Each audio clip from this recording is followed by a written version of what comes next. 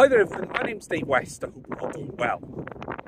So welcome back to the ultimate video test. Today I'm checking out the Google Pixel 7 Pro. Now, for the ultimate video test, I'll leave all of the main camera specifications down in the description, and I'll just run through the little features throughout this video to help save you some time.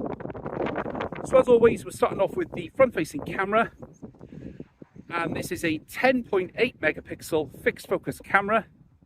And this can record video at up to 4K at 60 frames per second in standard dynamic range. Now, I've already done a separate video with the high dynamic range option, but that tops out at 4K at 30 frames per second. So this is a standard dynamic range video that you're watching now. Now, with the selfie camera, you can actually zoom in on your subject if you really want to, which is a pretty neat feature. Not sure why you want to do that, but I suppose if you've got the phone on a selfie stick and you want to just pinch in a little bit, you can do so. Now, all of the cameras, both front and rear, have built-in electronic image stabilization,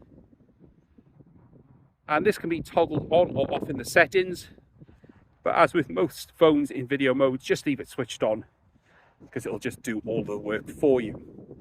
So this is 4K 60 from the selfie camera.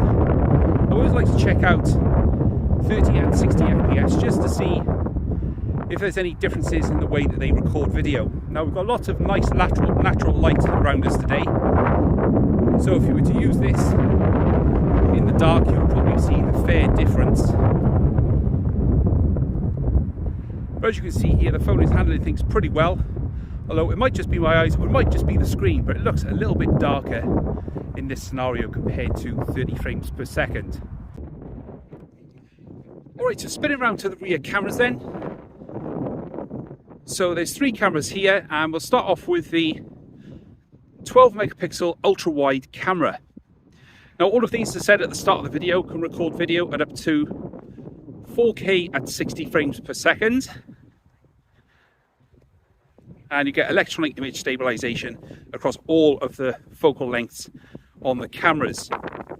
Now, the great thing is with the Pixel 7 Pro is that while you're recording video, you can actually just switch through all of the different lenses. So there's the standard 1x magnification, there's the 2x digital crop, and there is the 5x optical zoom camera. You can see you get really good detail even when using the 5x optical zoom camera in 4K mode, and you can just pinch all the way back to the ultra wide camera without having to interrupt and stop the video. So you can see with this nice scenery around us, with the cloud seemingly perched over the top of the valley up ahead there, you get a nice expansive wide field of view and really good video quality. I did check out just a quick sample I did with the Pixel 7 Pro, and I'm really impressed with how they've improved over the years. I remember going back to like the Pixel 4 series, the video wasn't, it wasn't a disaster, but it wasn't brilliant either.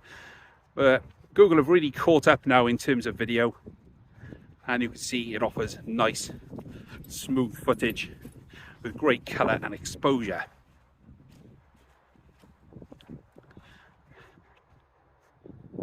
So move to the standard 1x magnification.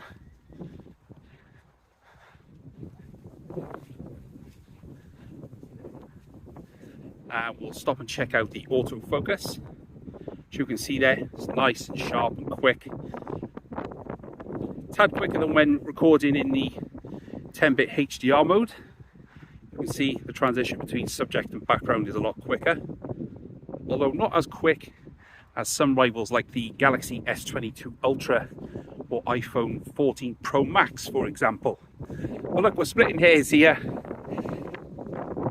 and I don't think you're going to be disappointed with the autofocus or video in general on this phone.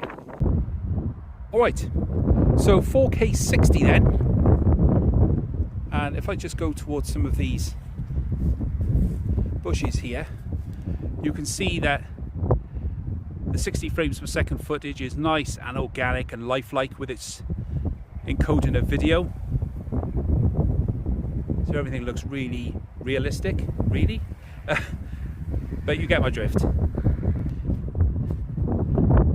Now I do believe, someone tell me in the comments if I'm wrong, this is the first Android device I've used in some time that actually allows you lens switching on the fly while still recording at 4K 60. So we can go to the 1x magnification, 2x digital crop, and a 5x optical lens, and it is actually doing optical zoom there. Usually what happens is at 4K 60 is the phone is actually just digitally cropping the image to get you 4K 60 video, but you can see here that that is not the case, which is really cool. Definitely can notice that is not a digital crop, that is nice and sharp, and you can see as I pan around there, there's no micro stutters that I can see through the video, which is really great. So back to the ultra wide camera, and we'll continue. And even at 4K 60, you can see that the stabilization is absolutely tip top, even if I go for a run at the same time. Alright, so that's the end then of the Google Pixel 7 Pro Ultimate Video Test. I hope you've enjoyed this walkthrough of Google's latest flagship video features. And don't forget, I've done a separate video for the cinematic modes and also the 10-bit HDR mode. But this is the standard dynamic range option, which allows you up to 4K 60 and all those other fancy modes at the same time. But you let me know what you think down in the comments. Now, Google is well known for updating the features on its Google Pixel handsets, so if there's any notable updates for the Pixel 7 Pro, I will be sure to make an updated video as and when those appear. But as always, any comments or questions, please leave those down in the comments and I will get back to you as soon as possible.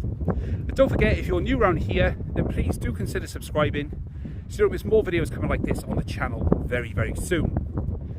But for now, this has been my look at the Google Pixel 7 Pro. My name is Dave West, and I will catch you guys later.